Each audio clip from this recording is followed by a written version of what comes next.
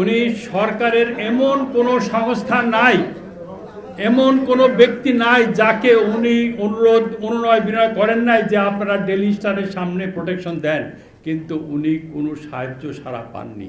ওখানে আইন শৃঙ্খলার বাহিনী আছেন, সমস্ত বাহিনী আছেন, কম্পিউটার মাথায় করে নিয়ে যাচ্ছে, চেয়ার মাথায় করে নিয়ে যাচ্ছে, কেউ কোনো আইন শৃঙ্খলা রক্ষা বাহিনী কেউ একটা প্রতিবাদ করছে না।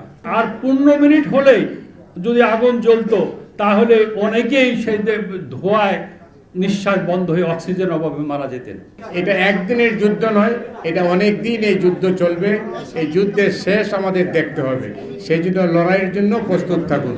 সংবাদপত্র প্রতিষ্ঠান সাংবাদিকদের অপরাপর প্রতিষ্ঠানের সঙ্গে মিলে মনে করি আমরা আরেকটা বড় ধরনের প্রোগ্রাম ঘোষণা করবার চেষ্টা করব। সাংবাদিকদের, লেখক, বুদ্ধিজীবীদের ঐক্যবদ্ধতা এই সময়ে সবচাইতে বেশি প্রয়োজন, এবং এই নিজেদের ঐক্যবদ্ধতার ভিত্তিতেই আমরা অপরাপর সংগঠনগুলিকে আরও বেশি ঐক্যবদ্ধ করার জন্য আমরা একটা ন্যায্যতা তৈরি করতে পারি। আপনারা অপেক্ষা করবেন, আমরা কয়েকদিনের মধ্যে সেসব দিক কাজকর্ম নিয়ে এগোবো। News paper owners association of Bangladesh এবং সম্পাদক পরিষদের পক্ষ থেকে আপনাদের কাছে কৃতজ্ঞতা জানাই, ধন্যবাদ জানাই। কারণ স্বল্প সময়ের নোটিশে আপনারা সকলে এসছেন, বক্তব্য রেখেছেন, এবং অনেকেইকে আমরা সময়ের অভাবে বক্তব্য দিতে পারিনি। এর জন্য আপনাদের কাছে আমি অত্যন্ত দুঃখিত এবং ক্ষমা প্রার্থী। অনেকে বলতে চেয়েছেন, আমাকে মেসেজ করেছেন, আমরা আপনাদের প্রত্যেকটা যারা বক্তব্য রেখেছেন তাদের প্রত্যেকের সাজেশন আমরা নিয়েছি, আর সবাই একটা কথাই কমন বলেছেন যে আমাদের ঐক্যবদ্ধভাবে এটার প্রতিরোধ করতে হবে। আমি একটা ঘটনা আপনাদেরকে বলে আমি শেষ করব।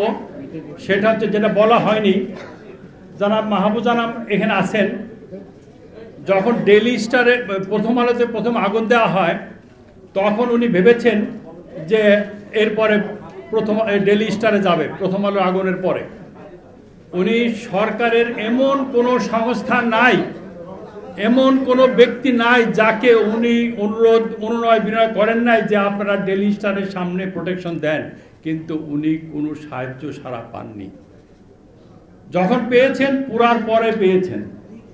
এবং একজন সাংবাদিক বলছিল, যখন উনি অসহায়ের মতো নিচে দাঁড়িয়ে আছেন, তার সামনে দিয়ে কম্পিউটার, ওখানে আইন শৃঙ্খলার বাহিনী আছেন, সমস্ত বাহিনী আছেন, কম্পিউটার মাথায় করে নিয়ে যাচ্ছে, চেয়ার মাথায় করে নিয়ে যাচ্ছে, কেউ কোনো আইন শৃঙ্খলা রক্ষা বাহিনী কেউ একটা প্রতিবাদ করছে না। বলছে আমি চোখের পানি। মাহফুজ ভাইকে যখন ঘটনা জিজ্ঞাসা করলাম, মাহফুজ ভাই কতগুলো সাংবাদিক আটকা পড়েছিল, কতক্ষণ ছিল, উনি বললেন 28 থেকে 29 জন, এবং আর 15 মিনিট হলেই যদি আগুন জ্বলতো তাহলে অনেকেই সেই ধোঁয়ায় নিঃশ্বাস বন্ধ হয়ে অক্সিজেন অভাবে মারা যেতেন। তাহলে কি আমরা এইভাবে মারা যেতে চাই না? এইভাবে আমরা আমাদের কণ্ঠকে স্তব্ধ করা যাবে না। সেই লক্ষ্যে আপনাদের মতামতের ভিত্তিতে আমরা সারা বাংলাদেশের সাংবাদিক বৃন্দকে জানুয়ারির মাঝামাঝি টাইমে আমরা একটা মহাসম্মেলন করব। সেই মহাসম্মেলনের মাধ্যমে আমাদের পরবর্তী কর্মসূচি আমরা ঘোষণা করব। আমরা বিশ্বাস এর মধ্যে সরকার, যারা দায়ী, যারা প্রথম আলোতে আগুন দিয়েছে, যারা ডেইলি স্টার আগুন দিয়েছে, যারা ছায়ানটে আগুন দিয়েছে, যারা উদীচিতে আগুন দিয়েছে, যারা প্রত্যেকটা ওই আগুন দিয়ে হত্যা করেছে, যেগুলো উল্লেখ করেছেন, তাদেরকে বিচার না হবে। এবং আমরা যারা সাংবাদিক মত প্রকাশের স্বাধীনতা না পাবো, ততদিন পর্যন্ত আমাদের এই সংগ্রাম অব্যাহত থাকবে।